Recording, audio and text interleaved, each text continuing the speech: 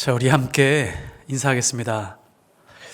예수님과 함께하면 거기가 하늘나라입니다. 이렇게 인사하겠습니다.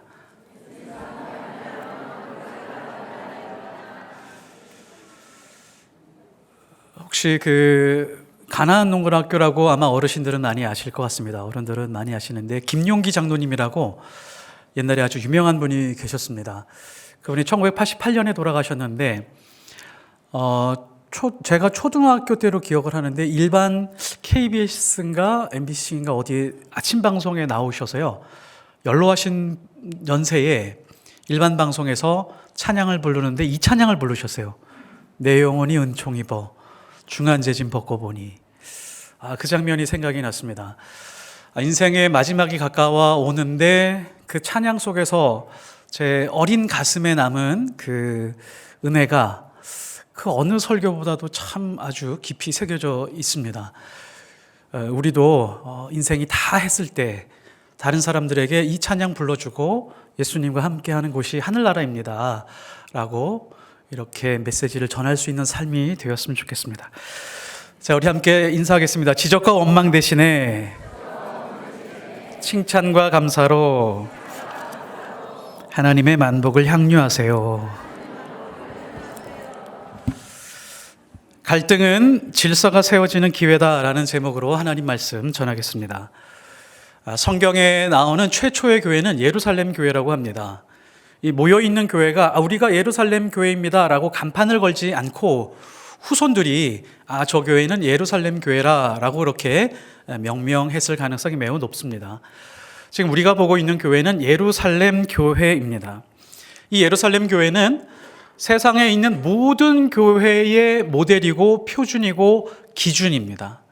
그러니까 모든 교회가 이 교회가 어떻게 행동하고 결정하고 어떤 신앙의 형태를 띄었는지를 배우는 것이 가장 중요합니다.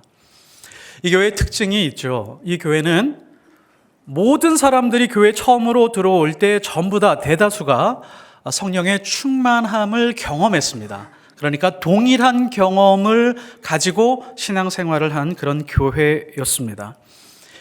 은혜가 너무 넘치다가 보니까 재산과 소유를 팔아서 많은 사람들의 필요를 따라 나누어 주었습니다.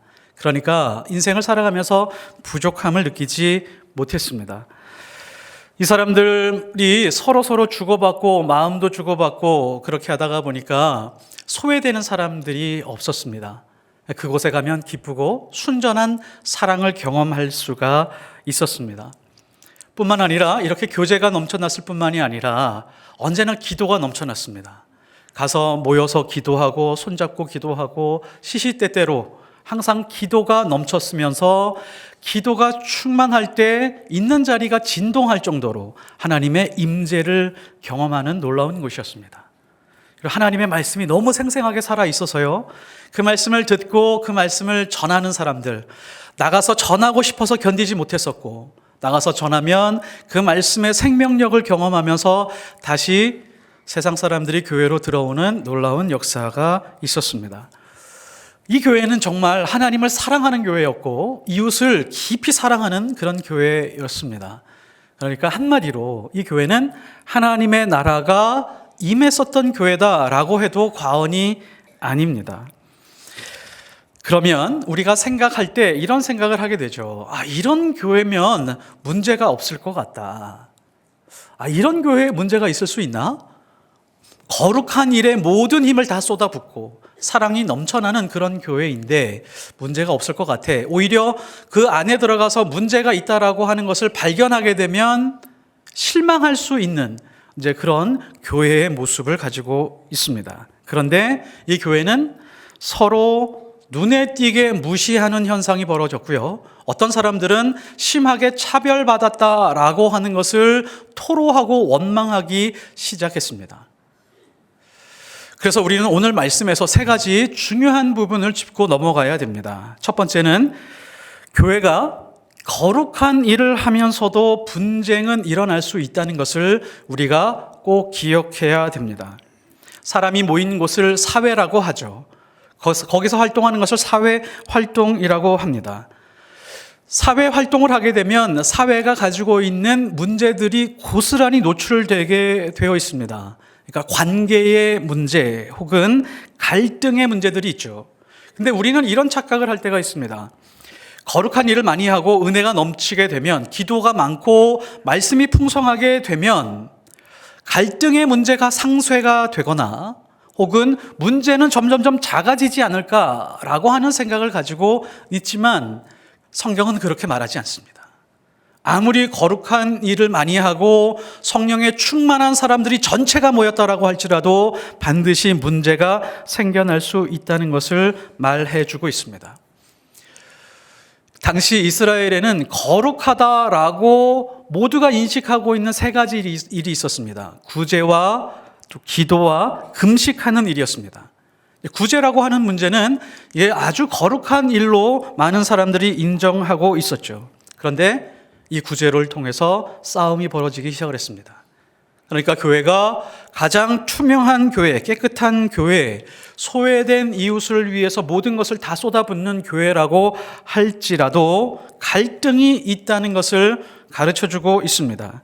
1절에 보면 그때의 제자가 더 많아졌는데 헬라파 유대인들이 자기의 과부들이 매일의 구제에 빠짐으로 히브리 사람을 원망하니 라고 1절에서 시작을 합니다. 그러니까 헬라파 과부들 소수랑 또 히브리파 과부들 소수가 있었는데 이들이 서로 뭔가 도움을 받고 있다가 교회가 이들을 돕고 있었는데 소수의 문제로 다툼과 원망이 분쟁이 있었는데 이게 교회 전체로 확대가 된 것입니다. 교회 전체가 두 부분으로 양분이 되게 된 것이죠. 히브리파 혹은 헬라파로 구분이 돼서 서로 시기하고 질투하고 원망하는 그런 일이 발생하게 되었습니다. 왜 거룩한 일을 하고 좋은 일을 하면서 분쟁이 일어날까요? 왜 그럴까요? 마음에 균열이 발생했기 때문입니다. 아무리 성령에 충만하고 아무리 말씀으로 잘 무장이 되었다라고 할지라도 서로 간에 마음의 균열이 일어나게 되면 교회는 서로 갈라질 수 있습니다. 오늘 말씀에서요, 마음의 균열이 일어났다라고 하는 것을 한 단어로 원망이다라고 그렇게 말하고 있습니다. 헬라파 과부들은 이스라엘로 돌아온 소수파입니다. 그러니까 해외에 나갔다가 디아스포라로 해외에 살다가 예루살렘으로 방문을 했었는데 은혜를 받고 그 자리에 정착한 사람들이죠. 그러니까 해외 문화에 익숙한 사람들, 소수파들. 그런데 특정한 일자리가 없으니까 여기는 식민지니까 점점점 가난하게 된 것입니다. 그래서 이 사람들에게 도움이 필요해서 교회가 도와주고 있었습니다. 그런데 교회 안에 가난한 사람들이 이 사람들뿐만이 아니라 히브리파 사람들이 훨씬 더 많았죠. 봉사하는 사람도 히브리파가 더 많았고 헬라파가 좀 더 적었습니다. 아무래도 팔은 안으로 굽는다고 히브리파에 조금 더 많이 배분을 하게 되었던 것 같습니다. 우리 친척 중에 일부가 가난했을 수도 있고 주위의 이웃과 가까운 곳에 있는 사람들에게 먼저 주고 헬라파는 덜 주거나 아니면 생략한 경우들이 발생하게 되었던 것이죠. 그래서 히브리파가 우리를 무시한다고 원망하고 분쟁이 일어나게 되었습니다. 사람을 하나 되게 하는 방식을 채택할 때 여러 가지가 있는데 공평하게 하면 될 것이다 혹은 정의를 잘 활용하면 될 것이다 라는 생각을 가질 때가 있습니다. 그런데 공평하게 하는 것이 세상에서 제일 어렵습니다. 이 공평이라고 하는 건 똑같이 나누어 주는 것은 굉장히 어려운 일이죠. 만일에 10사람이 있는데 똑같이 10,000원을 나눠줍니다. 공평하게 나누어 준 것 같지만 받는 사람들을 잘 보면 어떤 사람은 90세이고 어떤 사람은 40세입니다. 어떤 사람은 누워있는 사람이고 어떤 사람은 걸어 다닐 수 있는 사람입니다.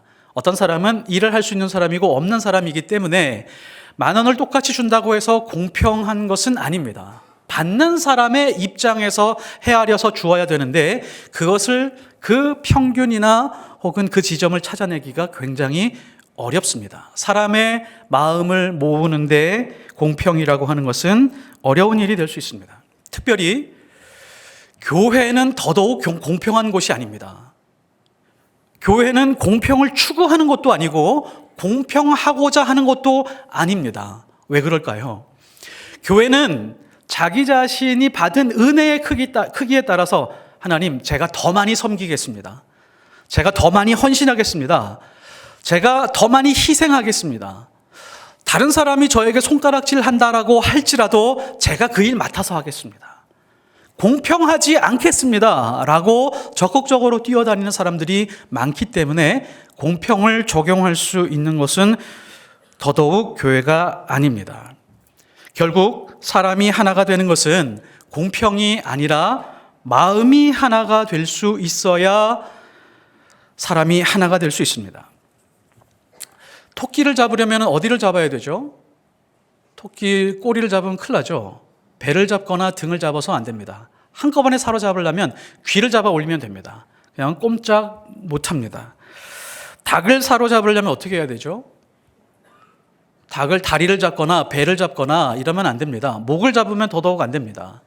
날개를 꽉 잡으면 전혀 움직이지 못합니다. 고양이는 어떻게 하죠? 고양이는 한 번에 사로잡으려면 목덜미를 한번 잡아서 끌어올리면 끝입니다.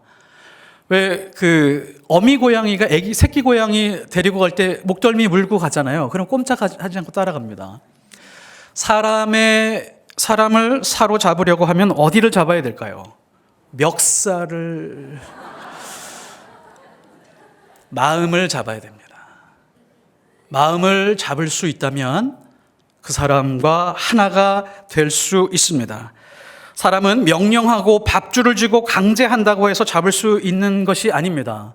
겉으로는 좋은 반응을 하는 것 같지만 시간이 지나면 반드시 적과 원수가 됩니다. 그래서 마음을 잡아야 됩니다. 마음을 잡기 위해서는 어떻게 해야 될까요? 진심이 있어야 됩니다. 진정성이 있어야 됩니다. 진심으로 그 사람을 대하고 진심으로 걱정해주고 진심으로 기도해주고 진정성이 있어야 마음을 잡을 수가 있습니다. 진심으로 존중해주고 사랑하면 마음을 얻을 수가 있습니다. 교회가 무너지는 아주 큰 이유가 있습니다. 가장 큰 이유는 누가 뭐래도 목사들 때문입니다. 그런데 그 다음에 교회가 사람을 수단으로 사용하기 때문에 그렇습니다. 권위와 규모를 가지고 사람을 이용하려고 하면서 하나님께 순종하라라고 하는 이 엇박자의 가르침이 있습니다. 교회가 진심도 없고 진정성이 없으면 수단화된 사람들만 남습니다. 도구화된 사람들만 남습니다. 사람에게 충성하는 사람들만 남습니다. 그래서 교회는 사람들의 마음을 살피는 일에 가장 중요한 일로 삼아야 됩니다. 마음이 떠나면 모든 것이 떠나기 때문입니다. 사람의 마음을 무시하는 일이 계속해서 일어나면 교회는 분열하게 되어 있습니다. 그러나 작지만 소소하지만 사람의 마음을 헤아리는 일들을 조금씩 경험하게 되면 그 안에서 무엇을 느낄까요? 하나님의 사랑을 느낍니다. 아, 하나님의 사랑이 이 교회에 있구나. 작은 배려, 따뜻한 웃음, 따뜻한 손 잡아줌, 그리고 축하할 일 있을 때 충분히 축하해주고 어려운 일 있을 때 함께 옆에 앉아주는 일들만 있어도 그 사람의 마음을 잡을 수 있습니다. 하나님의 사랑이 그 통로를 통해서 그 사람에게 전해질 수 있습니다. 톨스토이가 쓴 글 중에서 3가지 질문이라고 하는 단편이 있습니다. 이 단편에 왕이 등장을 하는데요. 이 왕이 존재적으로 아주 근본적인 질문을 가지고 있었습니다. 아마 톨스토이의 질문이었던 것 같아요. 왕을 통해서 질문을 하고 그 해답을 얻어냅니다. 이 3가지 질문이 있는데 이 3가지 질문을 제가 드릴 테니까 여러분은 어떻게 대답할지 한번 속으로 한번 생각해 보십시오. 왕이 이런 질문을 했습니다. 무슨 일을 할 때 가장 좋은 때는 언제인가? 언제일까요? 세상에서 가장 중요한 사람은 누구인가? 세상에서 가장 중요한 사람이 누구라고 생각하세요? 세상에서 가장 중요한 일은 무엇인가? 우리 모두 일하고 있잖아요. 어떤 일이 가장 중요한 일일까요? 왕이 이 3가지 질문을 가지고 온 나라의 현인이라고 하는 사람들을 다 찾아가면서 질문을 했습니다. 근데 그 대답들이 다 시원치 않았습니다. 어느 날 숲속에 현인을 만났습니다. 그 현인이 아주 훌륭한 대답을 해주고 왕이 흡족해 했습니다. 가장 중요한 순간은 지금입니다. 가장 중요한 사람은 바로 지금 함께 있는 사람입니다. 그럼 가장 중요한 일은 무엇인가? 지금 함께 있는 그 사람에게 착한 일을 하는 것입니다. 라고 그렇게 숲속의 현인이 말을 했습니다. 그래서 무릎을 쳤죠. 아, 멋지다. 근데 그 다음 말이 훨씬 더 멋집니다. 오직 이 일을 위해 사람이 세상에 태어났다는 사실을 잊지 마십시오. 우리가 잊고 사는 것이 바로 이것입니다. 정말 중요한 사람이라고 하는 것은 내가 좋아하고 내 스타일의 사람이라고 생각을 하지만 그렇지 않습니다. 하나님이 우리를 이 땅에 보내신 이유는 내가 좋아하는 사람이건 그렇지 않건 지금 내 옆에 있는 사람과 함께 동행하면서 그 사람에게 착한 일을 작게 소소하게 할 수 있다면 그 사람은 이 세상에서 인생을 잘 살아가는 사람입니다. 사람이 가장 기분 나쁠 때가 있습니다. 앞에 사람을 앉혀놓고 다른 일 하는 것입니다. 사람 앞에 앉혀놓고 자기는 핸드폰 보고 있는 것입니다. 혹은 자기 얘기만 1시간 동안 떠들고 사람을 보내는 겁니다. 그것처럼 사람을 힘 빠지게 하는 일이 없습니다. 하나님의 사람들은 내 옆에 누가 있던지 간에 그 시간에 어떤 사람이 있던지 간에 하나님이 지금 이 순간 이 사람을 만나게 하셨구나 라고 하는 믿음을 가지고 진심으로 대하고 진심으로 걱정하고 진심으로 기도하는 마음을 가질 수 있어야 됩니다. 이것이 하나님을 가장 기쁘시게 하는 일입니다. 그리스도인들이 가장 많이 하는 거짓말이 있죠. 기도할게요 라고 하는 거짓말입니다. 누가 가장 거짓말 많이 할까요? 이 거짓말. 목사들이 가장 거짓말을 많이 합니다. 집사님, 제가 기도하겠습니다. 기도할게요. 제가 목사 안수를 받고 나서 제가 이 거짓말을 제일 많이 하는 사람이라는 것을 깨달았습니다. 아, 이래서는 안 되겠구나. 그래서 어디를 가든지 책상 옆에다가 기도 의자를 하나 마련해 놓습니다. 내가 거짓으로 기도할게요 라고 하는 것은 나의 영적인 직무유기다 라는 생각을 가지고 누구든지 기도할 일을 주시면 그 자리에 곧바로 무릎을 꿇습니다. 누가 기도해달라고 그러면 우리도 그렇게 할 수 있어야 됩니다. 교회는 여러 가지 다툼과 분쟁이 있을 수 있습니다. 그러나 진심 어린 마음이 있으면 마음을 서로 헤아릴 수 있다면 원망도 분쟁도 시기도 이런 부분들을 다 잠재울 수 있는 힘과 능력이 있습니다. 두 번째는 원망의 문제가 발생을 했을 때 우리가 신앙인으로서 어떤 태도를 취해야 될지 깊이 생각하게 하는 아주 좋은 도구가 됩니다. 원망이 뭐죠? 원망을 어떻게 알고 계십니까? 못마땅하게 여기어 탓하거나 불평을 품고 미워함입니다. 누굴 탓하고 미워하는 것까지가 원망이라고 합니다.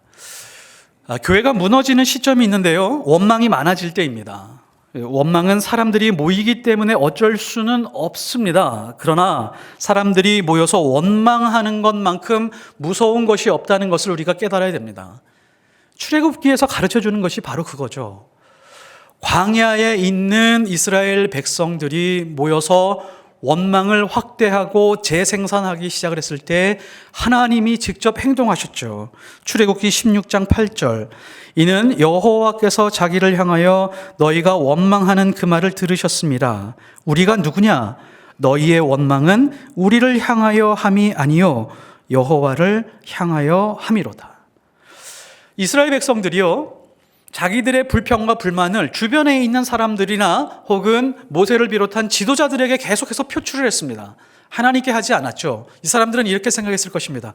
나는 하나님께 원망한 적 없는데 라고 할 수 있지만 하나님은 그 안에서 일어나는 그 원망들에 대하여 하나님께 하는 원망으로 들었다라고 하시면서 하나님께서 직접 일하시는 것을 볼 수 있습니다.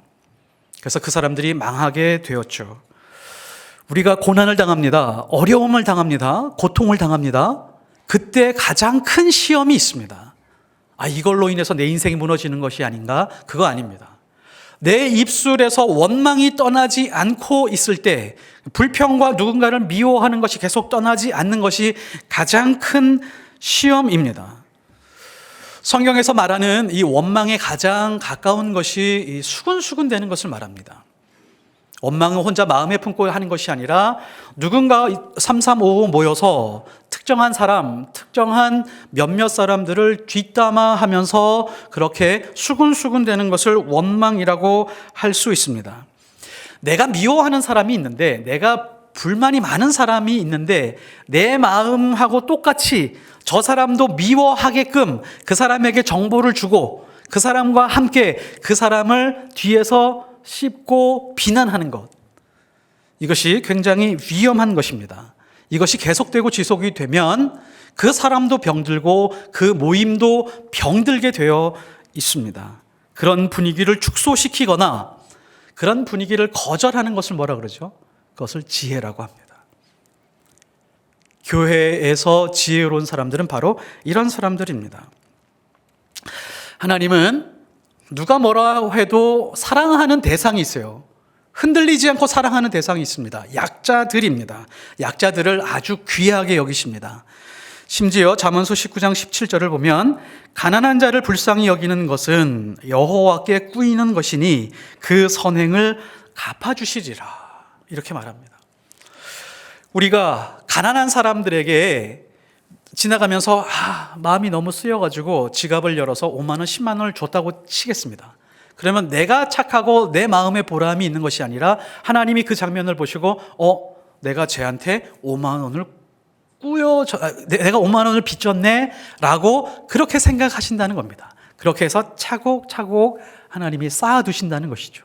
그리고 후에 그것을 갚아주시겠다라고 할 정도로 하나님께 드린 것이 아닌데 약자들을 그렇게 보호하십니다. 성경의 약자들은 과부와 고아들이죠. 오늘 말씀의 헬라파 과부, 히브리파 과부들이 하나님이 특별히 보살피는 그런 대상입니다. 그런데 약자들이지만 보호받아야 할 사람들이지만, 그리고 믿음이 있는 사람들이지만 원망이 계속되면 그 자리에서 벗어날 길이 없습니다. 왜냐하면 하나님은 약자를 보호하고 사랑하시는 분이지만 약자이면서 불평이 많고 원망이 많은 사람들에 대해서는 보호하지 않으시려고 하는 마음이 있습니다. 이스라엘 백성들이 광야에서 약자들이었죠. 다른 국가들보다 가장 약한 자들이었습니다. 먹을 것, 입을 것 공급해 주지 않으면 살 수 없는 그런 약한 자들이었습니다. 그 약자들임에도 불구하고 그들이 하나님 앞에서 원망하는 것을 보고 그 원망하는 자들을 징벌하는 것을 우리가 볼 수 있습니다. 그래서 우리는 원망하는 것을 싫어하는 사람은 원망하는 사람들과 약간 다소 거리를 둘 필요가 있습니다. 자기 마음을 원망으로 자주 표현하는 사람들이 있습니다. 가만히 찾아보면 그 안에 이유가 있죠. 상처가 많은 사람들입니다. 상처 혹은 열등감과 시기심이 많은 사람들입니다. 그래서 원망하는 사람들이 많이 있죠. 그 사람들의 대표적인 사람들이 바리새인과 사두개인들입니다. 예수님에 대한 열등감과 시기심이 있었습니다. 그것을 정확하게 캐치한 사람이 바로 빌라도입니다. 빌라도가 이것을 캐치했습니다.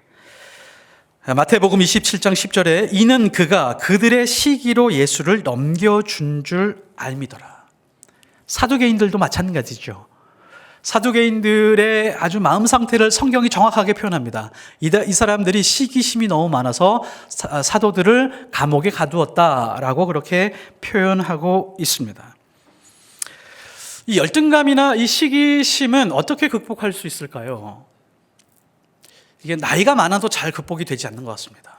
연세를 많이 들어도 경험을 많이 쌓아도 열등감과 시기심과 질투심은 잘 극복이 되는 것 같지 않습니다.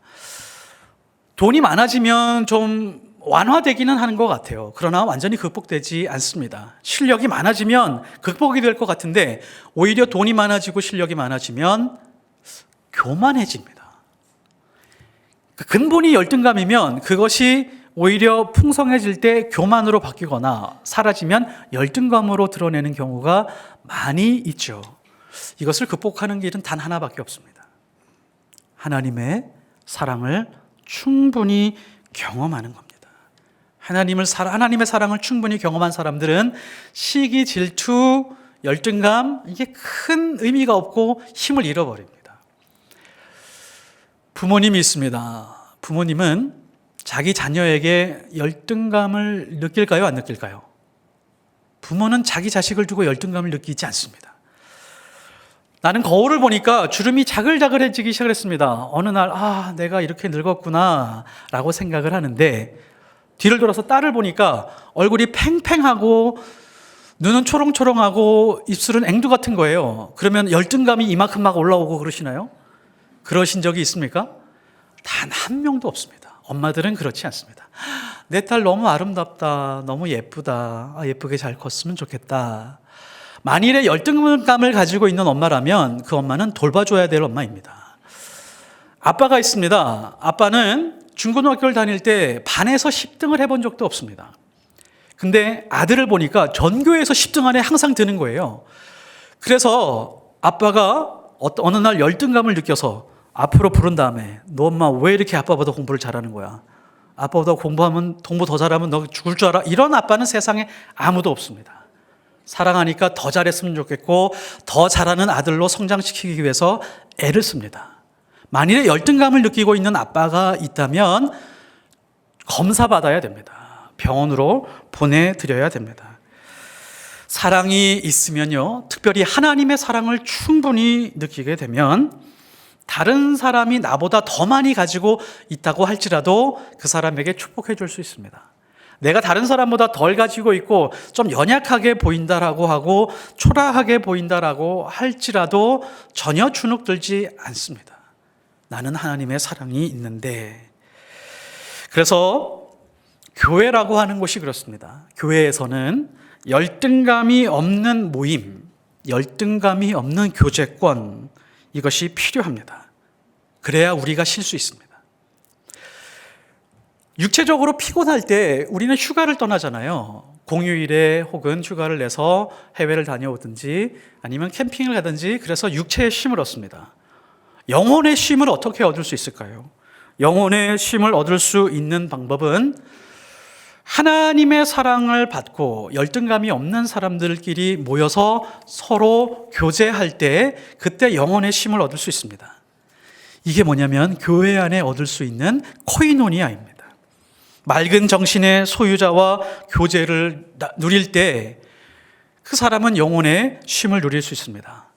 모임을 가지고, 만남을 가지고 떠나게 될 때 감사가 있고 또 만나고 싶고, 그 사람이 잘 됐으면 좋겠고 그 사람을 위해서 자연스럽게 기도해 줄 수 있습니다.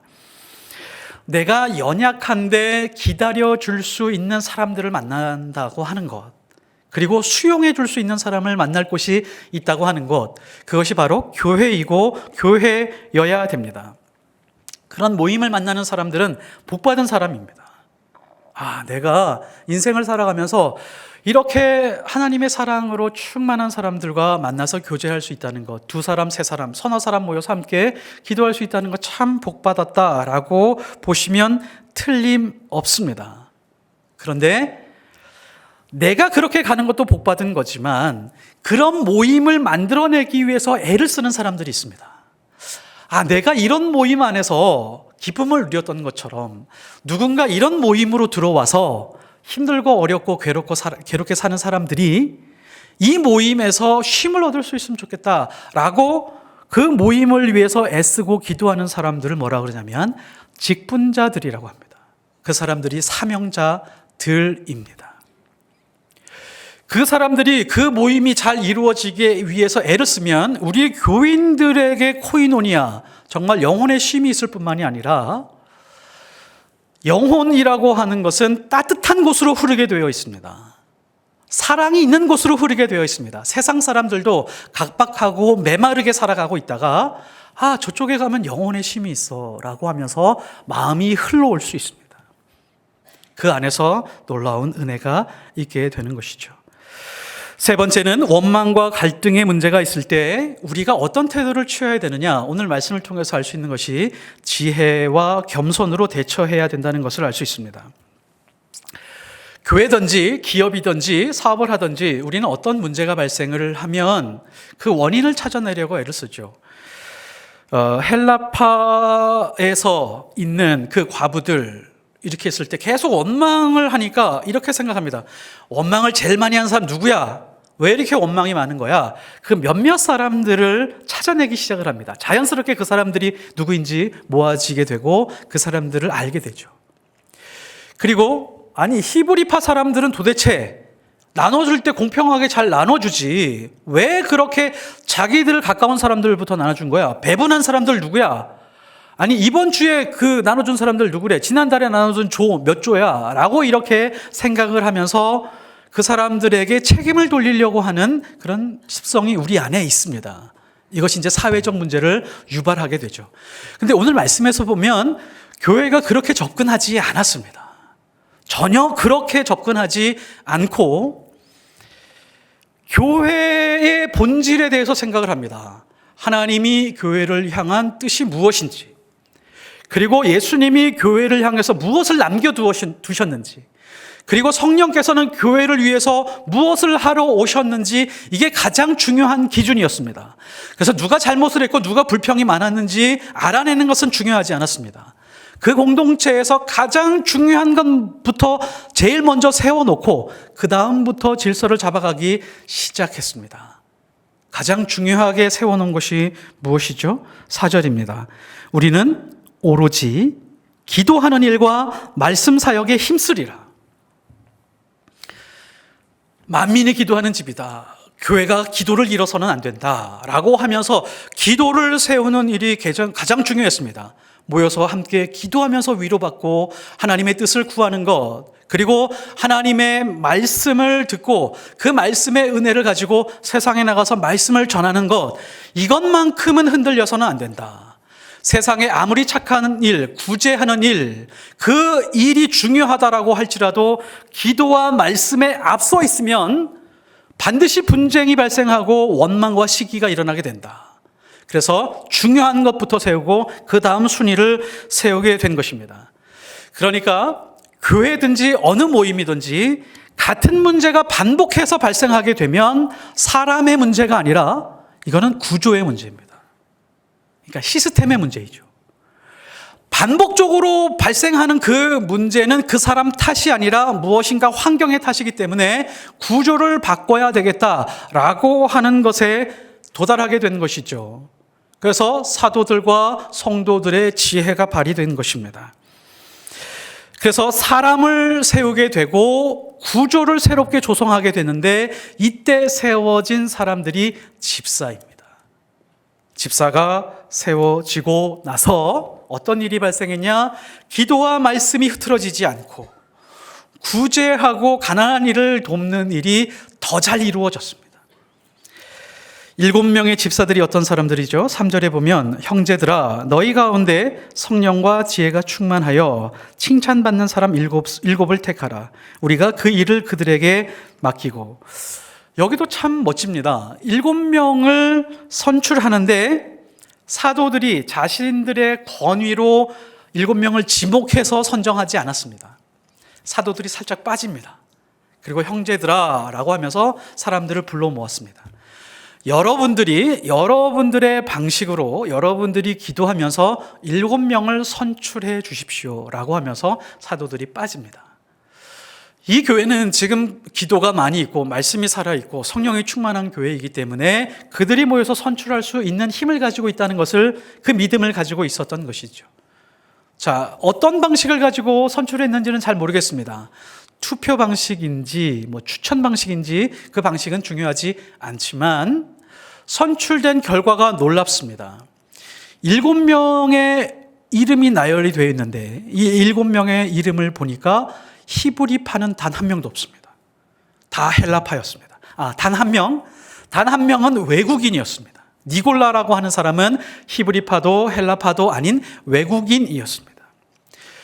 이게 얼마나 놀라운 일이냐면 지도층은 전부 다 히브리파였잖아요. 12사도도 히브리파였고 그 주변에 있는 제자들도 대부분이 히브리파였습니다. 자, 그러면 집사로 세워지는 7명은 균형을 맞추기 위해서 헬라파 출신들로 세우거나 외국인을 한 명 집어넣자. 그래서 균형을 맞추자라고 해서 이 공동체가 균형점을 찾았고 서로 양보하고 수용하고 기도하고 만족하는 결과를 얻게 되었습니다. 집사가 잘 세워지고 나니까 교회 안에서 원망과 시비가 사라졌습니다. 그리고 성도의 교제 코이노니아가 회복이 되었습니다. 집사로 선출된 사람들이 어떤 사람들인지 잘 보십시오. 성령과 지혜가 충만하다라고 하고 칭찬받는 사람이라고 성경이 말해주고 있습니다. 이게 사실 어려운 이야기가 아닌데 성령에 충만하고 지혜가 있다라고 하는 것은 잘 조합해 보면 이 사람은 어떻게 드러나냐면 겸손한 사람입니다. 성령이 있고 지혜가 발휘되는 사람은 언제나 겸손한 모습으로 드러나게 되어 있습니다. 하나님의 일을 할 때 가장 중요한 것은 겸손입니다.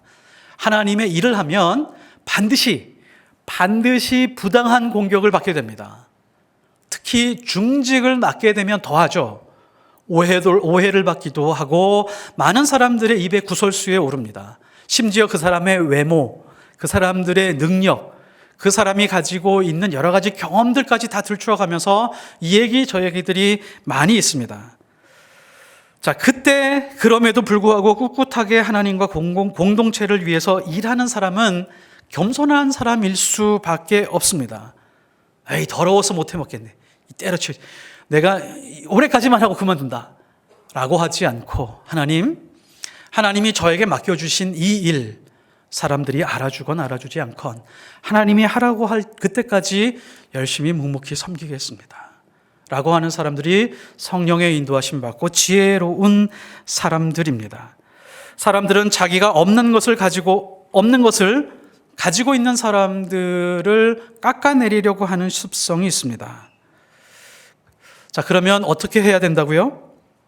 누가 날 깎아내리려고 하면 어떻게 한다고요? 그냥 날 조각한다고 생각할게. 라고 우리는 그렇게 생각을 해야 됩니다.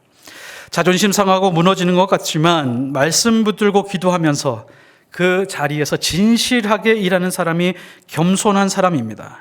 겸손한 사람은 원망과 갈등이 발생하는 공동체에서 그 공동체의 본질, 하나님의 뜻을 분별하며 우선순위를 가지고 하나님이 맡기신 그때까지 최선을 다해서 섬기는 사람, 그것을 기쁨으로 삼고 살아가는 사람입니다. 겸손한 집사들이 세워지고 나서 공동체가 중심을 잡으니까 놀라운 결과가 일어났습니다. 7절에 보면 하나님의 말씀이 점점 왕성하여 예루살렘에 있는 제자의 수가 더 심히 많아지고 허다한 제사장의 무리도 이 도에 복종하니라. 아까 말씀드렸었던 것처럼 저 교회 저 모임에 가면 영혼의 쉼이 있구나, 구원의 능력이 있구나 라고 하는 것을 교회 밖에 있는 사람들이 깨닫기 시작을 했습니다. 더 충격적인 것은 여기서 허다한 제사장들의 무리에게 감동을 주었다는 사실입니다. 제사장들이 지켜봤겠죠. 사회적으로 무리를 일으키는 것 같은 새로운 이단 같은 공동체를 지켜봤을 것입니다. 가만히 지켜보니까 분쟁이 있고 원망이 일어나기는 하는데 그 원망과 시비가 잘 봉합이 되고 나서 더 강력한 공동체로 거듭나는 장면을 보고 제사장들이 저 공동체로 들어가야겠다. 내가 제사장을 그만둔다라고 할지라도 저곳에 가서 나는 영혼의 쉼을 얻겠다라고 그렇게 결심하게 만들어버렸습니다. 제사장이 교인이 된다라고 하는 것은 스님이 스님복을 벗고 교회로 들어오는 것과 거의 비슷합니다. 말씀의 결론을 맺겠습니다. 거룩한 일을 하고 좋은 일을 하면서도 분쟁이 있습니다. 그때 우리는 누가 분쟁을 일으키는 거야?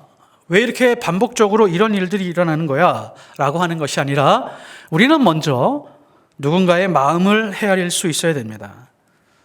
그리고 원망이 우리의 삶의 태도가 되어서는 절대로 안 됩니다. 수근수근거리면 원망이 확대되고 모임은 부패하게 되어 있습니다. 원망이 일어나면 그 원망을 기도로 바꿀 수 있는 힘이 있어야 됩니다. 이것이 지혜입니다. 교회는 성령과 지혜가 있는 겸손한 사람이 필요합니다. 우리는 이렇게 찾죠. 교회에 이런 사람 없을까? 겸손한 사람, 성령과 지혜가 있는 사람 없을까 막 찾으려고 합니다. 그 사람들을 찾으면 기뻐하죠. 근데 그게 아니라 내가 그런 사람이 되기 위해서 하나님 앞에 간구하고 노력하고 성장할 수 있어야 됩니다.